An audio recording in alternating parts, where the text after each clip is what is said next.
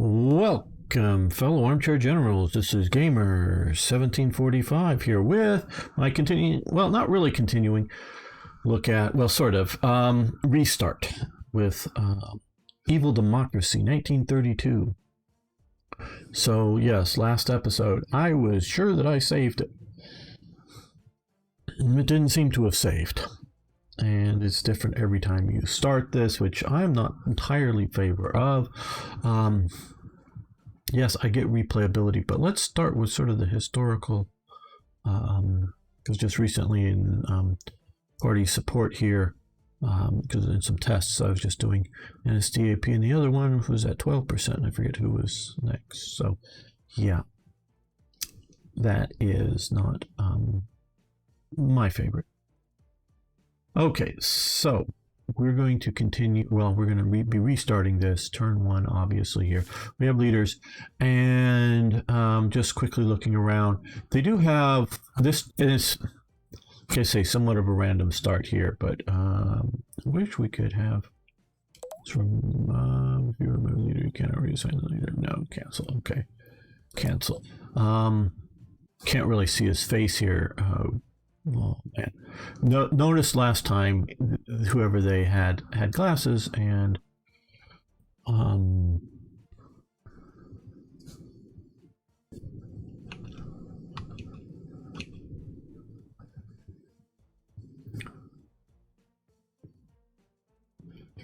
we'll just quickly show this here. That's what he looked like, and I thought it was just maybe a bad artist's job here, but no.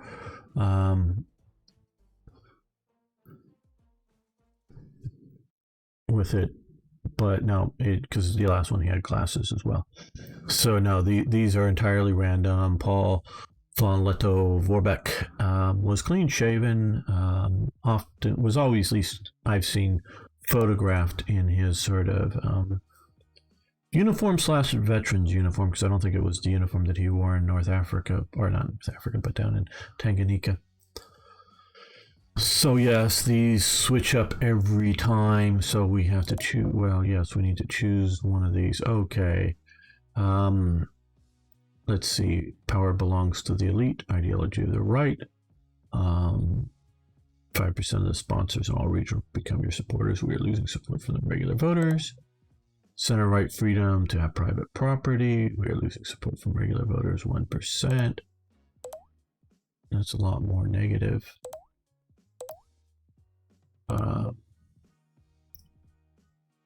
Maintain law and order. Increase in profits, parties' funds. Cost of printing has increased. Cost of protest, center right, bring changes in the country through reforms. Party leader has decreased. High quality social support, center left. Well, maintain law and order. We're going to do this in the spirit of the current revolution, and don't mistake it at all. The United States and possibly other countries are going through a revolution as I make this. Now, I'm not saying it's going to overthrow the government, but it is a revolution, and they're attempting to overthrow governments. Not necessarily, I mean, they would like to overthrow the federal government, but they are overthrowing local governments. So yes, that is a thing. So journalists, let's find 10 here. Just get, okay, we need someone to run the newspaper. That would be having it 10. Freight would be best. These both seem to have the same cost. So just in case we send interview, you should never interview anybody. Siegfried Schultz. Again, these are all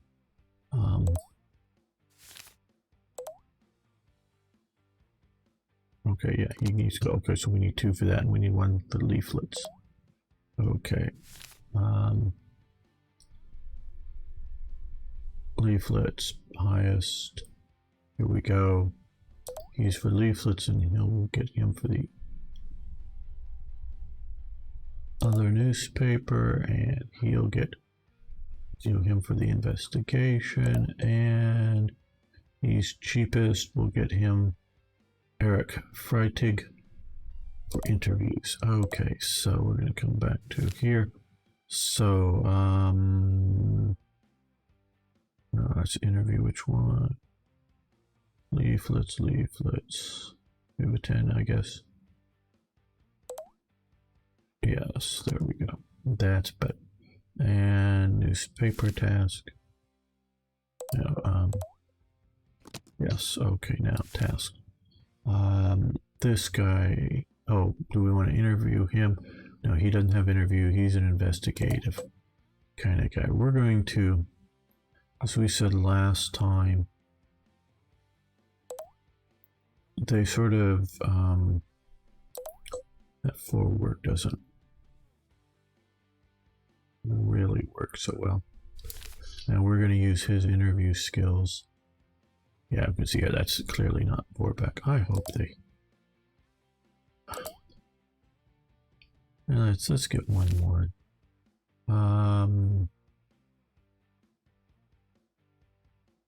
Yeah, he's a little cheaper, so we'll hire him. And fairly good. We'll do slandering.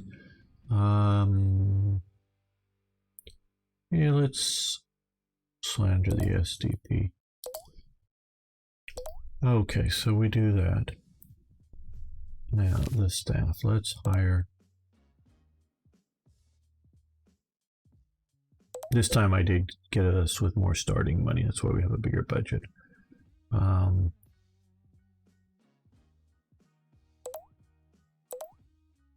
If we wish more of a challenge later on, or if you once you get used to the thing, that may be a good idea. We'll try to get about 1,000, about 1,000 of each of these guys.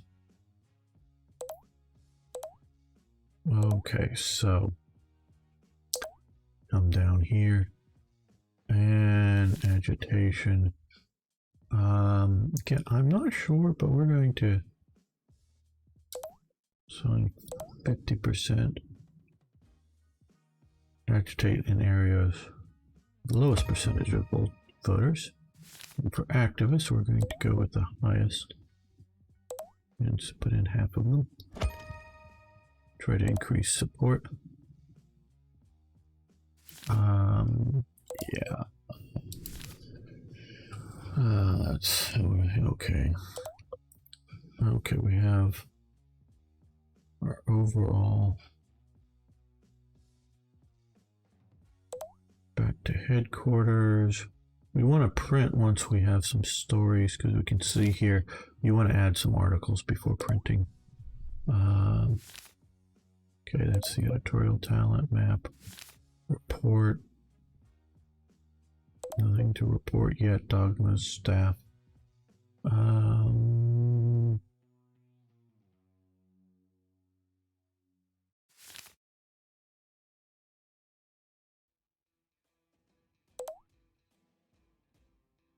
Yeah, let's try next turn here. Again, we're still exploring this. Okay, no, we're not printing a newspaper at the moment. Give a reporter assignment to one journal, right? I think we've already sort of done some of that. Gotta wait till these red bars go all the way across, from my understanding. Okay, so let's again look at the map here.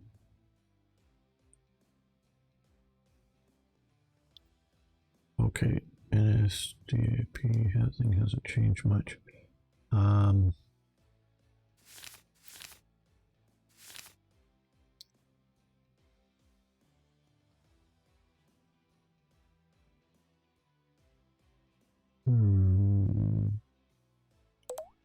So I can't target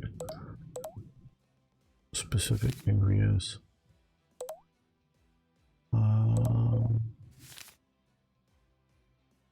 We have a majority in any areas? No.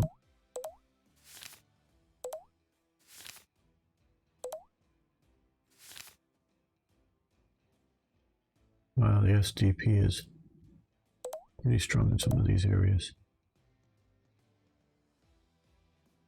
Voters votes for move. I don't know if this is just badly translated or these are really voting to move. Like, I'm going to move out of this state or move to Poland, or I don't know. Yeah.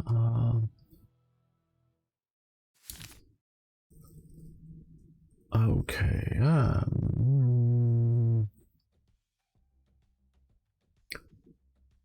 Well, okay, we're getting more voters, yes. Okay, well, let's look at next turn. No article. Hire any number of agitators. Send agitators to start campaigning. Okay, well, let's come back here then and see if we can. We'll do that.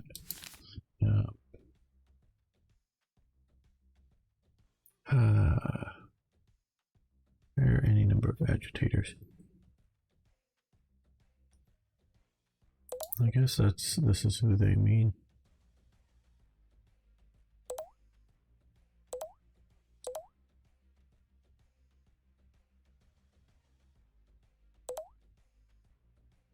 I wish games would send agitators to start campaigning. Agitators. Okay, agitation. I wish they would use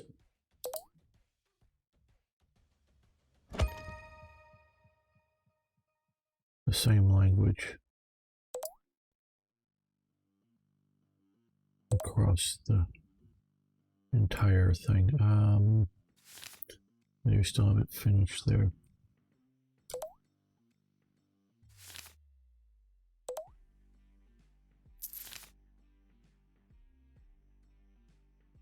Right, well, we still don't have any articles. Hire 3 more journalists, issue 3 reporting assignments. Okay, journalist.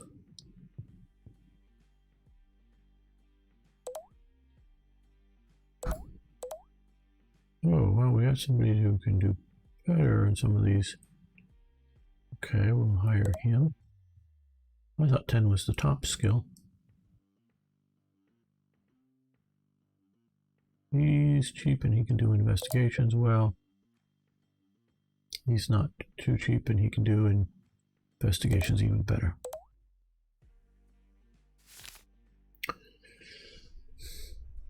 Okay, we're not gonna, until we get these newspapers going, we're not gonna do more.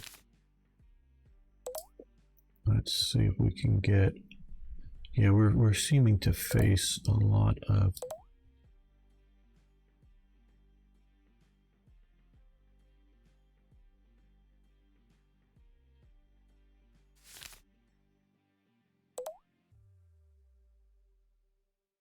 opposition from the socialists.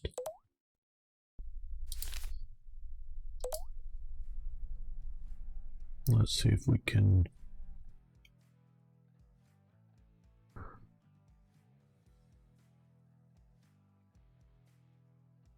Okay, recently I looked up the DVP, the Deutsche Volkspartei. Again, when they're doing peoples, I think National Socialists. Yeah, I think it needs to be changed to German folk in English with an F instead of a V. They were pretty small, but they're getting bigger here, so let's slander them.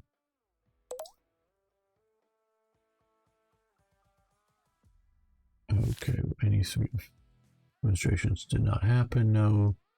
Okay, income, expenses, printed papers, art, post leaflets, no.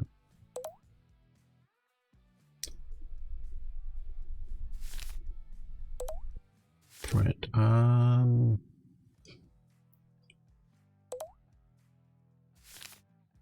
okay.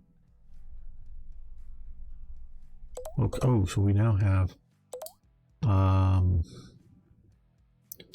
okay, so, well, no, they're not. No.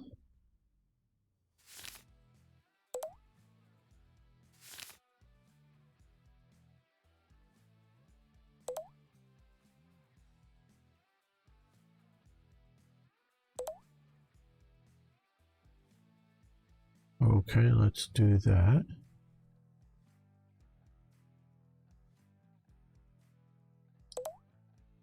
And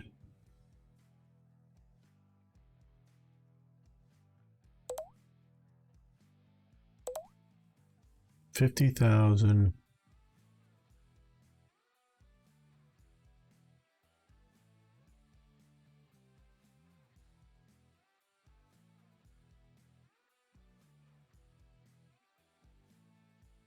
What is that now? We're not quite running to that big a budget just yet.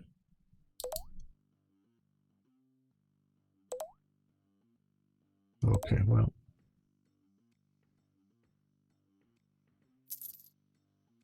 Wait another leader to a post. Okay. 2 million. We have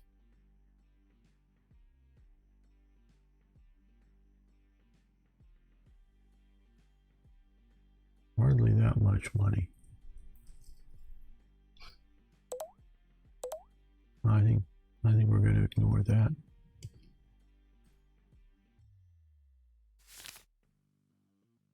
Okay, 5 turns remaining. Okay, so it's going to be a while.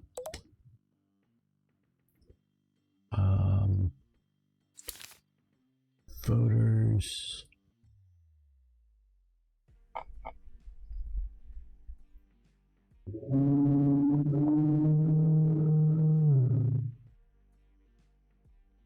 Thank you, very loud car.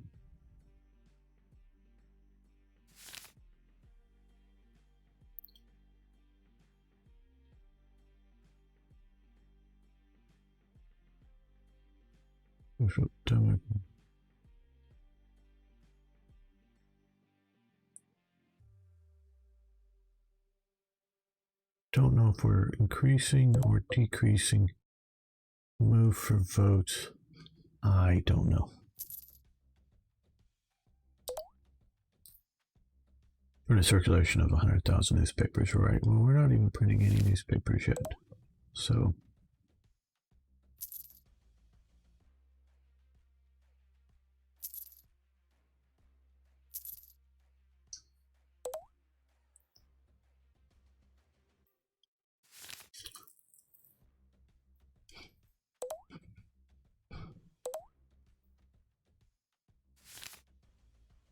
okay, 1 turn remaining. So we're just going to hit the next turn.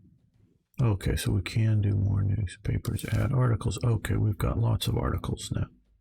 Lots and lots of articles. So we'll deal with that in a moment. We're losing more money than we are making right now.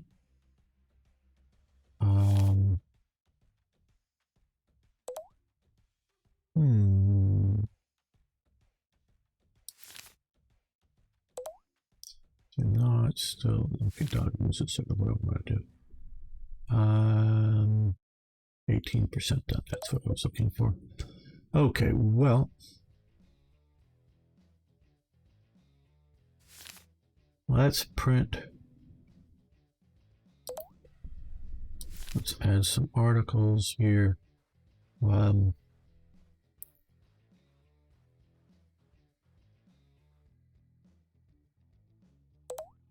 Let's promote ourselves.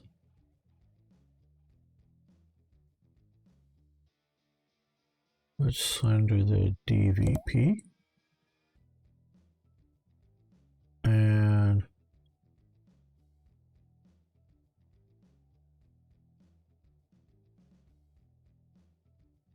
this is just party budgets.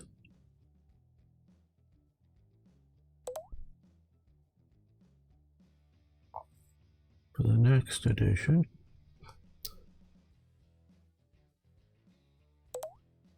do the Nazis care about party budgets?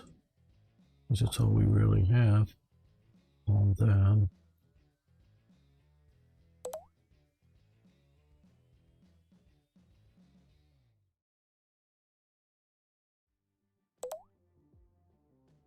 Anyway.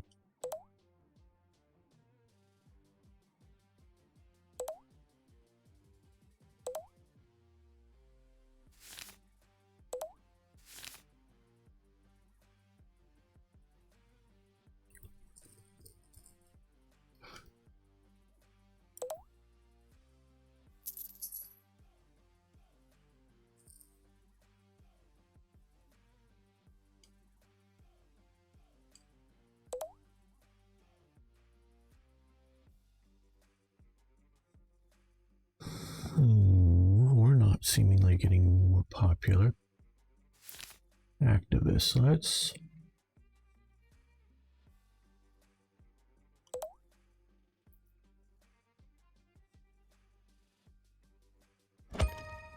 So not all of our activists. Let's see if that helps.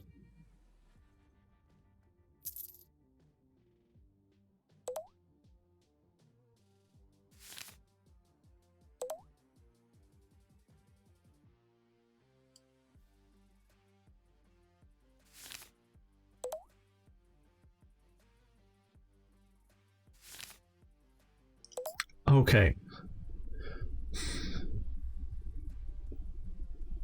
I am not here to try to promote this game. I would love a fun game, because don't we all love a fun game? And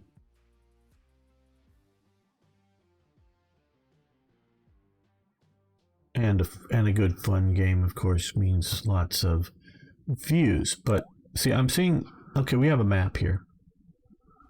Cool. We even have, oh, crap. We even have like way out in East Prussia. Cool.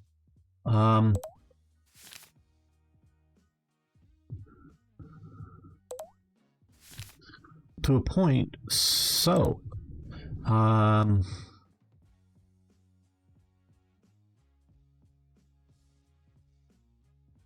can't do anything with this. Now I can come here and go equally to all regions, proportionally to the voters, or 25% of the highest regions have the lowest percentage for voters. 25% of the regions that have the lowest vote, the 25% of the regions that have the lowest voters, percentage of voters. So this is where we're not doing well. Try to send them there, or try to send them to where we're doing well. Okay, I get that, but okay, so we have agitators here. We can see this fine.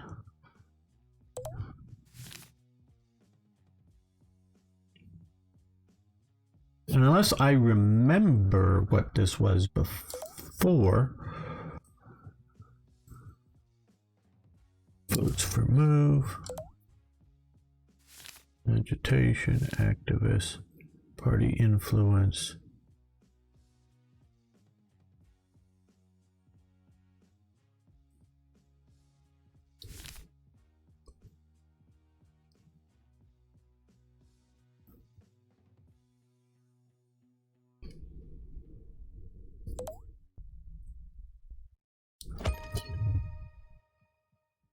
Okay, so we sent half of the free ones to where the proportionality of the voters is.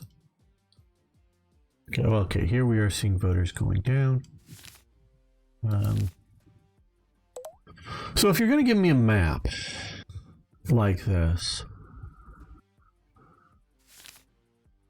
let me do something with it. Yeah, right click. I mean, I can see, yeah. I'm not saying this is...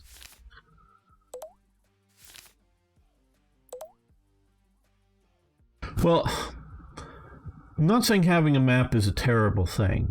What I'm saying is just, I feel, I guess, impotent. You know, I can't do anything with this map. This map doesn't tell me anything. Because to the best of my knowledge, I can't do anything effective. Might as well just be in the headquarters and tell them to go to spread it out evenly, spread it to the high proportions of the population. And I don't know.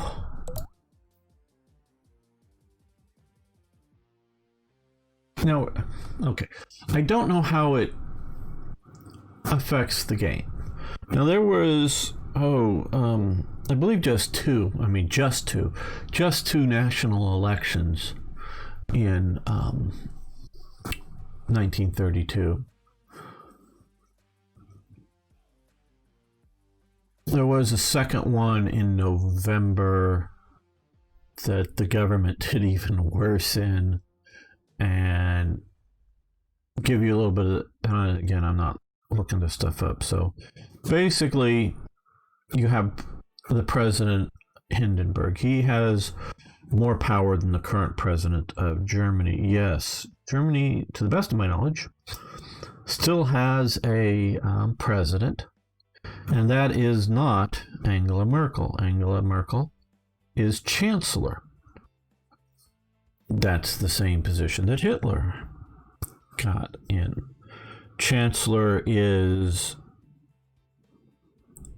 head of government, where president is head of state. In the U.S., that is combined. The head of government and the head of state is the president. In Britain, say, the head of state is Queen Elizabeth II. The head of government is Boris Johnson. So Boris Johnson is running the government, where the Queen is sort of running the country. If you get that distinction, and it's so like all the ambassadors, at least all of them that really count anyways, present their credentials to her. They show up with some fancy document printed up in whatever country they're from. They get dressed up in their very formal clothing or whatever, and go possibly in a very formal ceremony, possibly in a more private one. I don't know how they're mostly handled, though I do know at periodic times, because I remember reading the accounts of Rosenberg in the book on Rosenberg. No, not Rosenberg. Oh, man. Gonna look over it. Wine merchant. Not Rosen. I always block on names and things, and it's on the one that I want. I know you're all screaming at me, and this is getting bad. I'm going to have to get up out of my chair and walk over, because I'm picturing his face, picturing all the actions. For some reason, walk over to the bookshelf.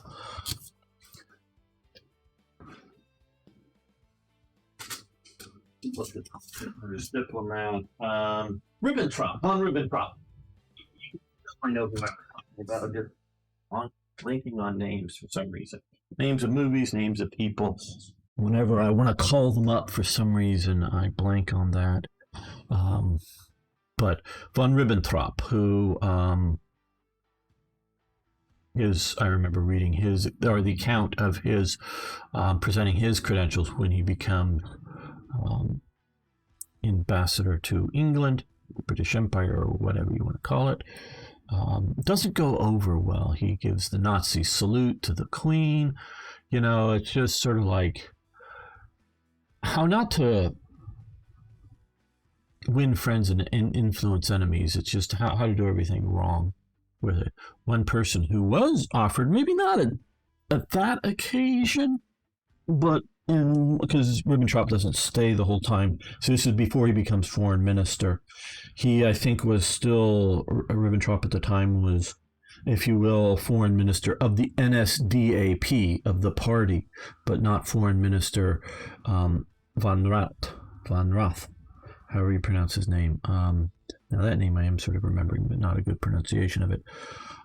Konstantin von Rath was still foreign minister of Germany, of the government.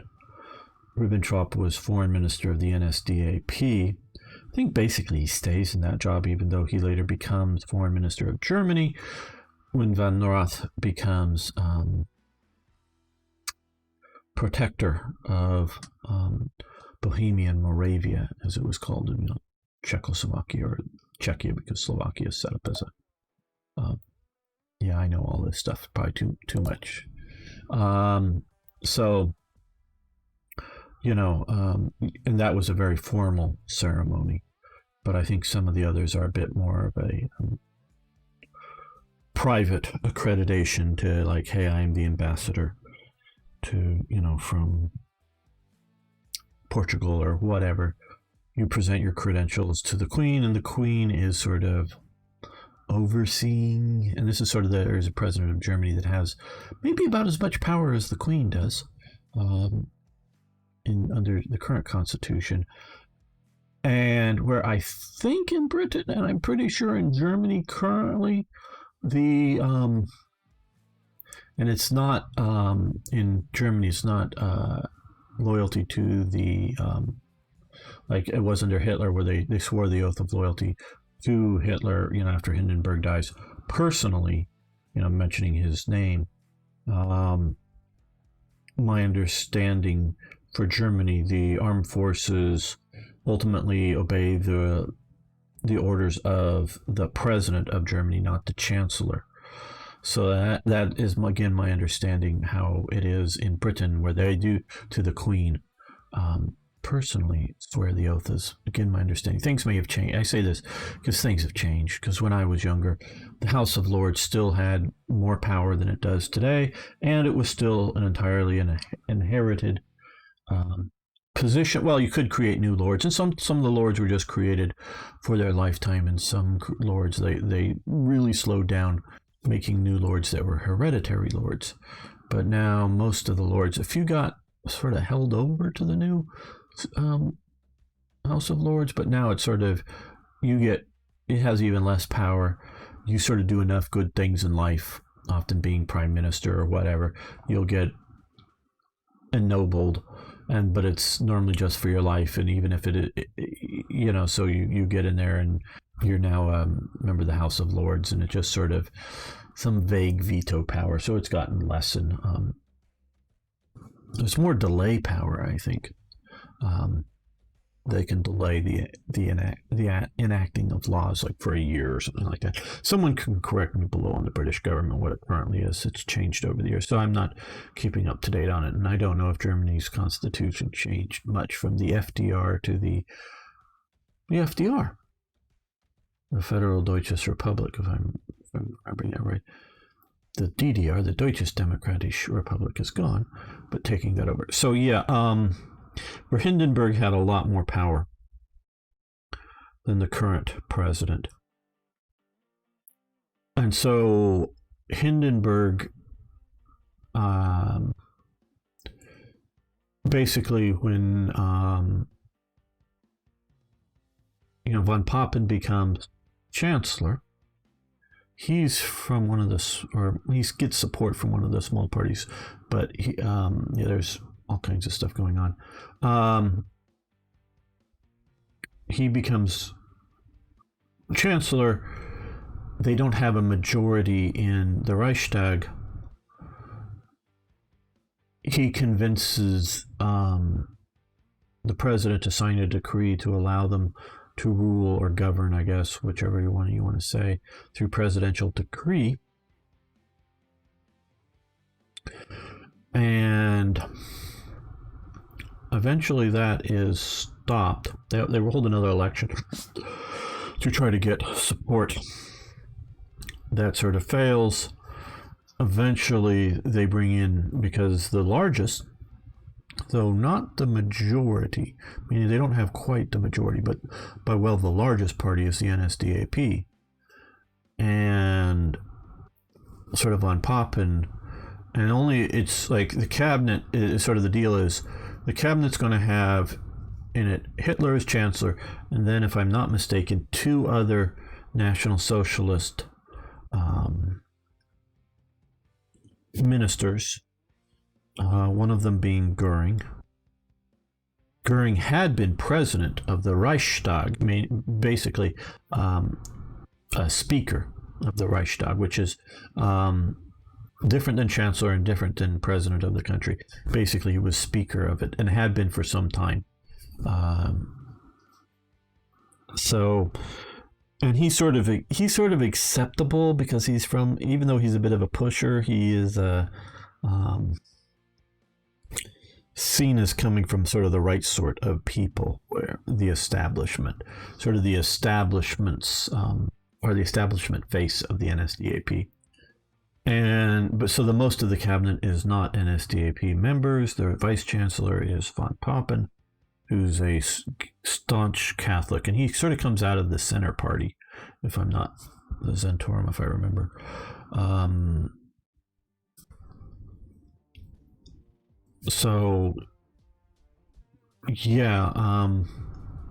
Which is another rather minority party going on at this time. but he has a lot of personal support, shall we say, within a lot of the different factions. And they think they can control Hitler. Obviously, that is not the case. And once Hindenburg dies, Hitler merges, or is able to merge, because he has the largest, while von Papen is alive, no, not von Papen, because he survives the war.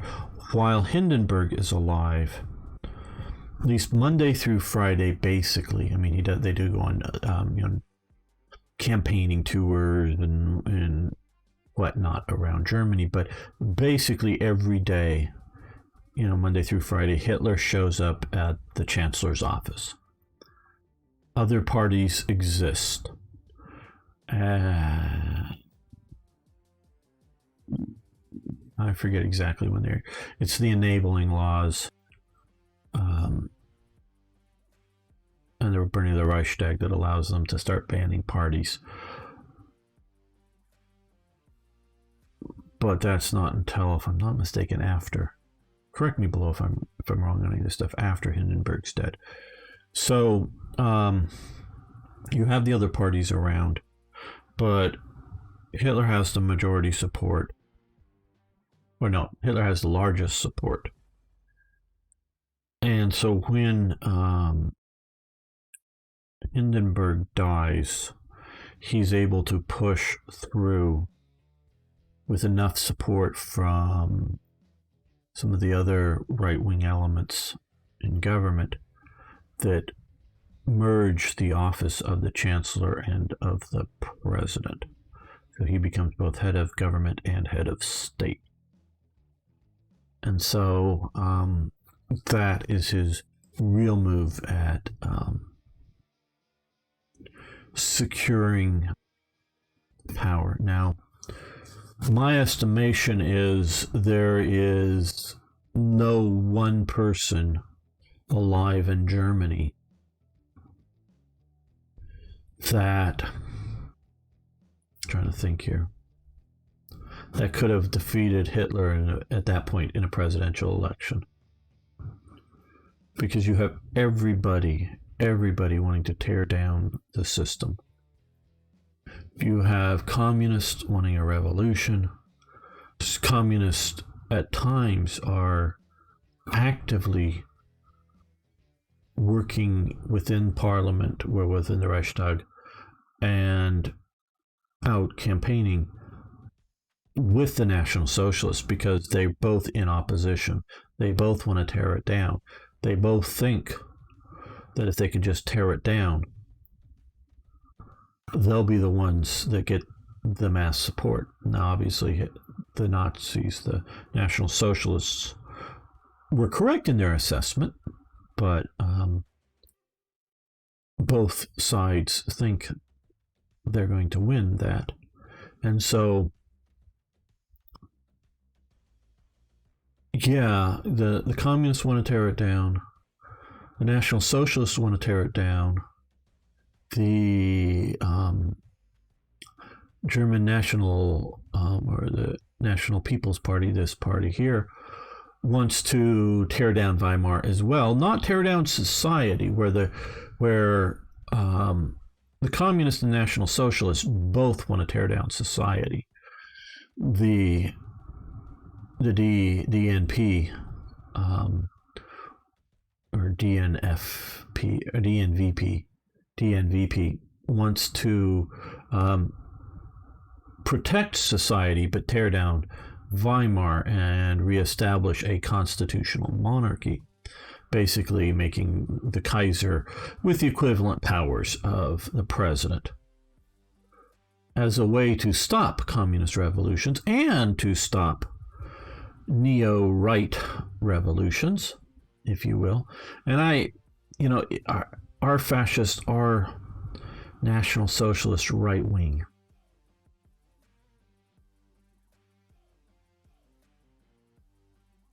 Oh, it's really hard to judge. Can a revolution, can it?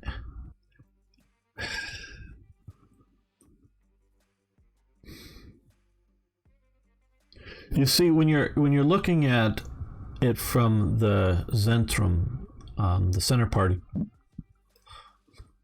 viewpoint, the Stahlhelms Party's viewpoint, the DNVP's party viewpoint? No, because the Zentrum is a Catholic supportive party that doesn't want radical change to society, and National Socialism is a radical and a rather leftward lurch in society. It's still nationalistic, but private property is something barely acknowledged by the National Socialists. It's sort of like, yeah, sort of, if you're not, disobeying the good of the people kind of thing. And you see, if you're looking at the Center Party, the DNVP, those people believe in private property and believe the state, whether it's working in the name of the Volk, working in the name of the people, working in the name of the proletariat, working in the name of the government, in the state, can only deny people's private property when it's absolutely necessary. Good example would be, let's click down here, would be, well, we have to build a, defensive wall. Well, this is my farm and I'm not selling it. My great whatever farm, ancestor has owned this farm and lived in this house, and they're going, yeah, but this is a great place to invade. We want to build some bunkers and put up some of the dragon's teeth and whatnot, and it'll mean we have to tear down this house, and you can no longer possibly farm this land. And so only at a, an absolute, desperate need can you do that. Yeah, and so sometimes it's, building new things like the highway, that they will condemn land because they're looking at the collective good and would agree to that. Talked a lot recently making I know this is turning another talking episode, Railway Empire series. Even if you're not interested in railroads, IKB and I talk a lot about very interesting historical topics and relating to society and culture.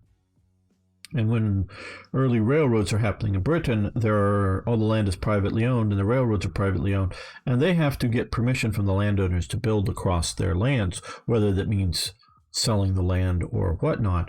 And there's often things like, oh, okay, yeah, I'll sell it to you at this reasonable price. Oh, but you put in a train station at the edge of my property. Now, it isn't the case of, oh, I'm a rich person living in a big, country mansion and want my own train stop. No, there's also a village either sometimes literally right next, within a block or two is modern city dwellers distance of the mansion, sometimes a bit further away than that, but there's always a village or a town nearby, and they want it for the goods and services, because there may be a mine on the property, there may be, you're growing food, so you want to be able to ship that out.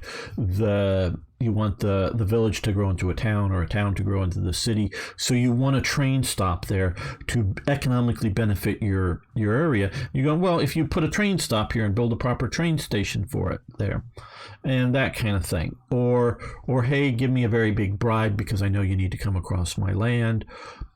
That kind of thing. There's all that's going on. It isn't until much later do you start getting into more nationalizing and organizing a British railroad. Hitler's Germany, much earlier, is condemning property for something like a highway. But again, it's only just the property that the highway needs to occupy. That, I'm not saying this is what the Nazis are doing. I'm saying that it's what, like, the Center Party, or my understanding of the DNVP, the German National Volkspartei, would accept as reasonable, in that, it's only what is necessary, and not just, oh, well, hey, it would be good to, set up a more industrial farming situation here and get rid of all these small farmers and you have big mechanized farms or something. That is what the NSDAP would support, just simply on efficiency and the good of the people, and just general things would radically change farming. And you only see things like that happening in the conservative government in Britain in the exact emergency of World War II, in which they are, if you're not producing well on your farm, they will not permanently take your farm away, because you still technically own it, but they will kick you off of it and kick you out of your house and install a farmer who will. And sometimes it's a case of sort of the widow lady who, who's doesn't have, the husband's died, doesn't have children, at least, that are able to run the farm, and whoever's sort of running the farm is doing a half-assed job of it.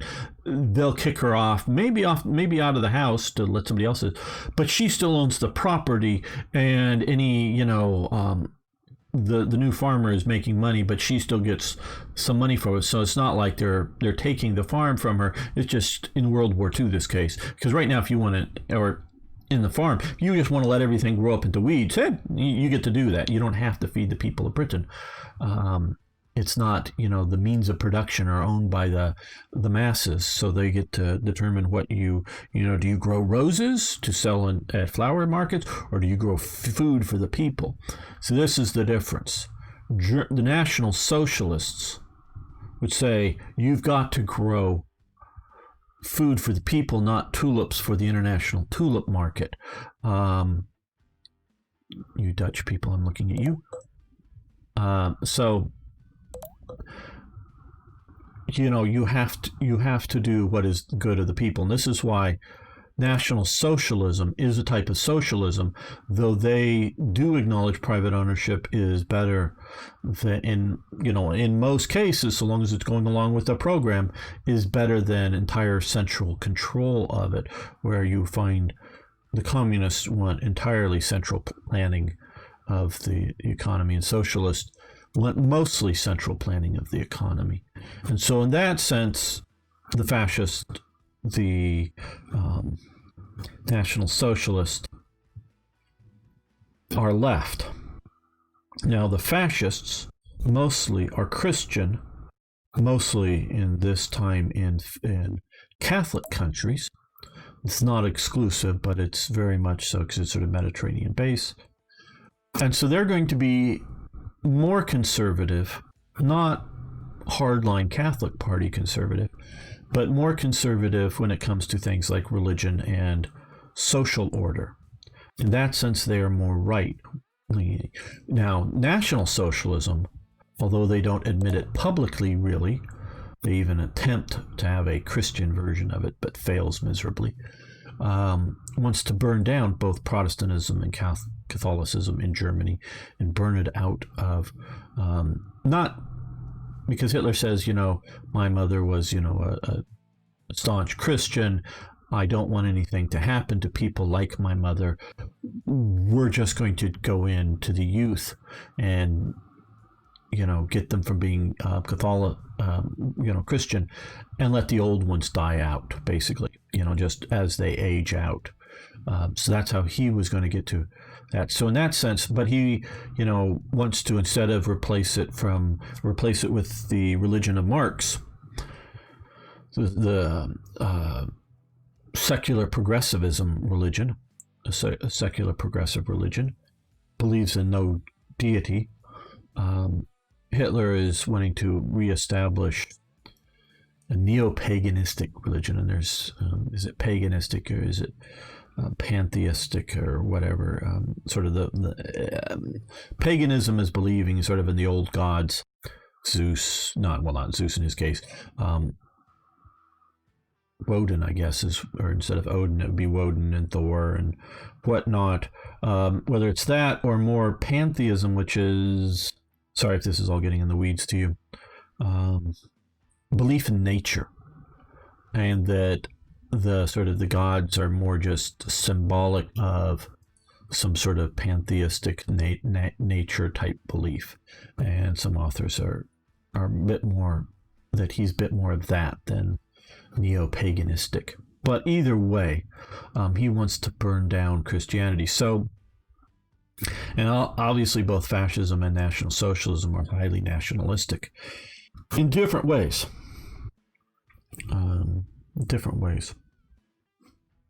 Fascist Austria under Szechnik, the Fatherland Front Party, is national. Well, it's down here because Bavaria still hadn't moved in here. Is nationalistic, not volkistic, where, and this could be seen as anti-nationalism, but it really isn't. National Socialistic, and although they do have the Deutsche, NSDAP, National Socialist Party of Germany, but it's really Volkistic. It's the party of the German peoples, not the German government. So it includes Germans, hey, in Austria, hey, in Czechoslovakia, hey, in Switzerland, hey, those that long ago colonized Russia, it's all the German peoples. And so it's Volkistic, to then build a people's state, if you will. So, in that sense, it is right. So especially the National Socialistic or socialists are. It's really hard. Is it right? Is it left? Is it right? Is it left? There's definitely strong leftist elements. Fascism. And I'm less of these. Fascism doesn't believe really in one of the idea of, the old aristocracy. I mean, not that they're going to go out and hang the old aristocracy. They're going to go, your Count, Balboa or something. So that and a bus ticket gets you right on the bus. It's just sort of like that's your, historical past. It has no cultural or social meaning in our new state. And see, that is where there are changes from the old conservative, and that is, especially in Europe at the time, something of a left progressive. Fascism and National Socialism are progressive parties. But progressive, you can have, I guess, right-wing progressivism, but I guess maybe I should come down as National Socialism and Fascism and Communism and Socialism are all progressive parties. And there is not just progress parties, progressive. And there's a definable idea of progressivism that they're trying to enact. And a lot of the Nazi leaders are looking back to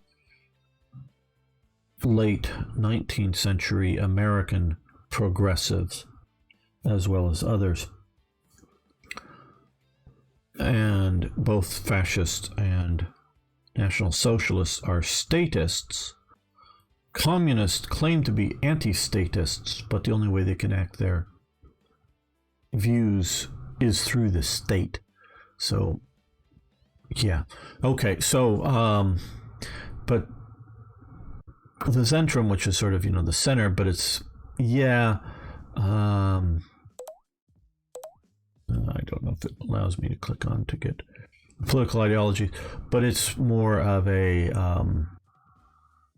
right-leaning, center-right type element. And of course, the Stahlhelm is very much a right-leaning group, a conservative group. So, yeah. Okay. That's an interesting rambling topic, I hope, or talk, I should say. the first episode of this got a lot of views. I don't know if this is something you want me to try to continue. Please post below on what you think I should continue. Maybe it should only be up to the people who got this far. If I should continue with this. Now let's see if we can save load. Okay, open slot, save. Okay, I'm sure that I did that last time, but okay, we have this. So let's close this, save load. Okay, that looks like it's going to remain there. So we have that. Maybe I should just sit around and talk with some of this. Okay, well,